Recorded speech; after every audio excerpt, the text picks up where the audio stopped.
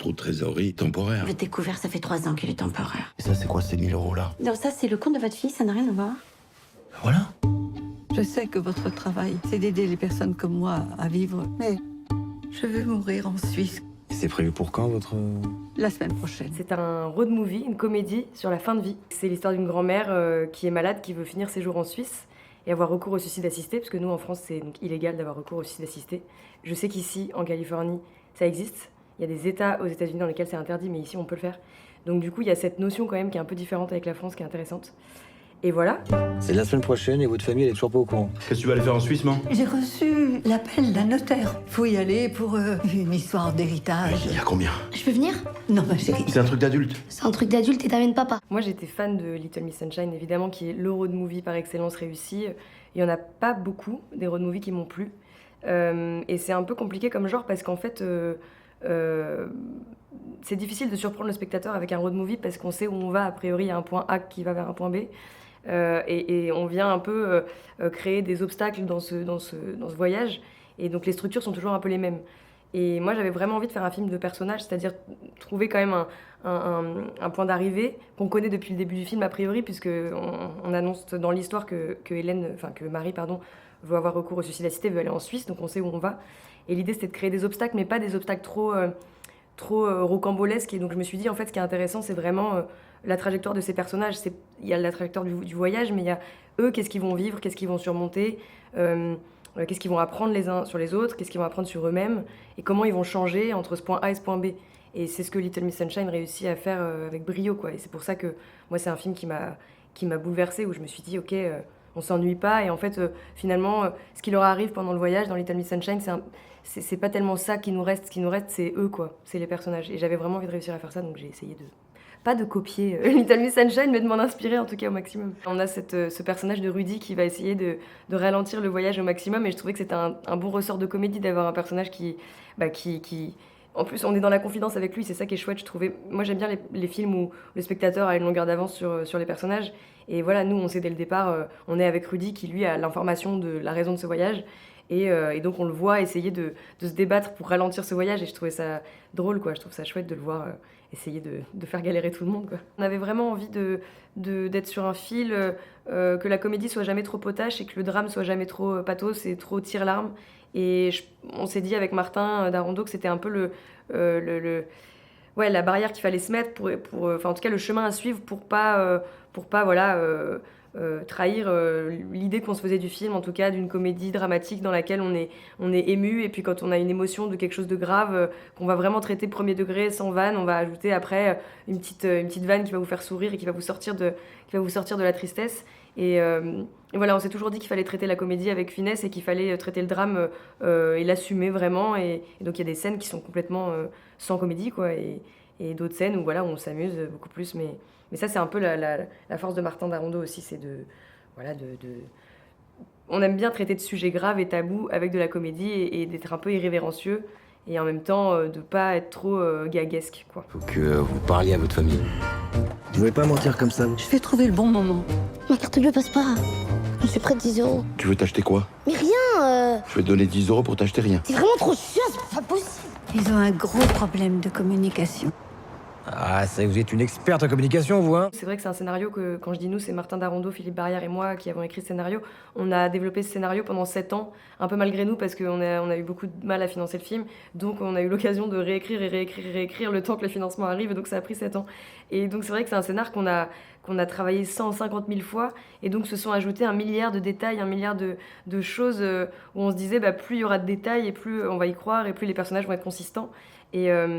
Et donc voilà, et donc je pense que c'est vraiment un mélange de notre écriture et de ce qu'ont apporté les acteurs et les actrices lors du tournage, quoi. Hélène, je lui ai proposé le film en 2016, on l'a tourné en 2024. C'est la première personne à qui j'ai proposé le projet, et elle m'a dit oui tout de suite. On s'est jamais rencontrés. Elle a lu le scénario, elle m'a dit j'ai envie de le faire. Et on a mis ensuite 7 ans à le faire, et elle a jamais lâché, c'est-à-dire que tous les ans elle m'appelait pour me dire alors on en est où. Et je disais là on n'y est pas. Et elle me disait ça va le faire, un jour on le fera, un jour on sera sur le plateau, faut rien lâcher, faut y croire. Et le jour où on s'est retrouvés sur le plateau, c'était trop d'émotions, c'était fou. Et quand on a fait la tournée, la sortie du film, à chaque fois on se rappelait de ça, quoi, du fait qu'on a attendu si longtemps pour le faire. Et je lui suis reconnaissante éternellement de m'avoir fait confiance, 2 d'avoir été aussi patiente et d'y avoir cru là, à des moments où moi j'y croyais même plus quoi. Entre celle qui ose pas dire ce qu'elle va faire en Suisse, celle qui ose pas dire qu'elle a ses règles et l'autre là qui comprend rien toute la journée, là. C'est les plus belles vacances de ma vie.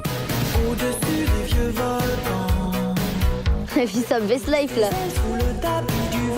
Ce sentiment d'intimité qu'on a quand on regarde le film, c'est vraiment grâce aux acteurs et aux actrices. J'ai eu la chance d'avoir une équipe d'acteurs-actrices incroyable. Hélène Vincent, qui est une grande actrice, Pierre Lotin, pareil, Juliette Gasquet, David Ayala. Ils ont réussi à créer une synergie de groupe. Et moi, j'avais très peur parce qu'on a tourné 25 jours, donc c'est quand même assez rapide. Et il faut que les gens aient le temps de s'entendre, quoi. Et puis que cette chose-là se crée sur le plateau pour qu'elle se retranscrive à l'image. Et ils ont vraiment réussi en 2 jours, ils se sont entendus comme à l'image, enfin comme ce que vous voyez à l'image, c'est ce qui s'est passé sur le plateau, quoi. C'est-à-dire qu'il y a vraiment une petite famille qui s'est créée, autant entre les acteurs que entre l'équipe et les comédiens. Et ça a donné ce sentiment-là où moi je les regardais jouer, j'étais comme au spectacle et j'avais l'impression qu'ils jouaient pas, quoi. C'était assez fou. Et voilà, je pense qu'il s'est vraiment passé quelque chose. Je pense que c'est lié au fait que c'était une histoire assez personnelle pour moi et que l'équipe et les actrices-acteurs ont pris... comment dire, ils ont compris l'importance de ce sujet pour moi et donc ils avaient envie vraiment de le retranscrire au mieux et ils ont pris voilà, conscience de l'importance de ce récit que j'avais envie de raconter pour ma grand-mère.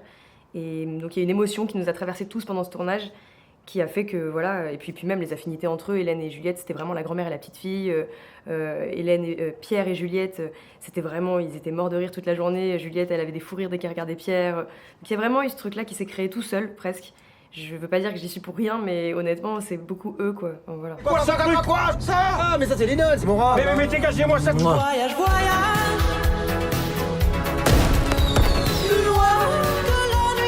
J'oublie les médicaments, je confonds les patients, enfin, c'est un peu un miracle que j'ai tué personne, quoi. Avec vous, c'est pas pareil parce que Mourir. Ouais, voilà, ouais. Je pense que le film, il est assez universel déjà parce que les personnages ont tous des âges différents. Enfin, ils ont vraiment les âges représentatifs d'une famille. Donc, il y a une adolescente, une grand-mère, un père et Pierre Lotin qui joue un jeune homme de 30 ans. Donc, il y a vraiment toutes les générations qui sont représentées. Et je crois que ce qu'il y a de plus universel dans le film, c'est les conflits intergénérationnels et les conflits familiaux et les non-dits. Et ça, c'est quelque chose qui est beaucoup ressorti dans le film. On m'a beaucoup parlé de la maladie, on m'a beaucoup parlé du suicide assisté, mais surtout ce qui est ressorti, c'est les conflits, c'est la non-communication à l'intérieur d'une famille. Et ça, je crois que tout le monde s'y retrouve là-dedans. Déjà, moi, quand j'ai écrit ce film, beaucoup de gens m'ont dit « Mais pourquoi, toi, à ton âge, tu t'intéresses à ce sujet-là » Et je disais mais parce que moi, c'est une histoire que j'ai connue. Moi, ma grand-mère était malade, je me suis beaucoup occupée d'elle. Et j'ai l'impression qu'on est tous des petites filles, des petits enfants de grands-parents. Donc en fait, la maladie, on y est tous potentiellement confrontés. Ou si c'est pas la maladie, c'est la vieillesse. En tout cas, c'est le départ de nos proches. On va tous le vivre. Nos grands-parents, voilà, on va tous le vivre. Donc c'est vrai que c'était étonnant de s'attaquer à un sujet, le suicide assisté, tout ça. Mais moi, je m'attaquais surtout à un sujet de famille, à quelque chose, voilà, aux liens familiaux, aux liens entre une petite fille et sa grand-mère. Et alors oui, peut-être que du coup, mon prisme a permis de l'ouvrir au plus grand monde parce que justement, je parle pas du point de vue d'une grand-mère, quoi. Je parle du point de vue de ma génération. Donc je sais pas trop, je saurais pas trop expliquer pourquoi ça touche plein de gens, mais en tout cas les gens qui ont aimé le film. Mais moi j'ai l'impression, pardon, pour revenir à ça, que on croit toujours que le sujet des personnes âgées, c'est un sujet qui concerne que les personnes âgées, alors qu'en fait... pas du tout. Et moi, c'est les personnes âgées et les personnes âgées au cinéma, c'est quelque chose qui m'a toujours plu, qui m'a toujours touchée. Et je trouve que c'est des personnages hyper intéressants. On a beaucoup à apprendre d'eux, dans la vraie vie et dans la fiction. Et voilà. Et c'est un peu nos... Ouais, nos... Je sais pas comment dire, j'allais dire nos ancêtres, mais c'est des gens qui ont beaucoup de choses à nous apprendre sur la vie, quoi.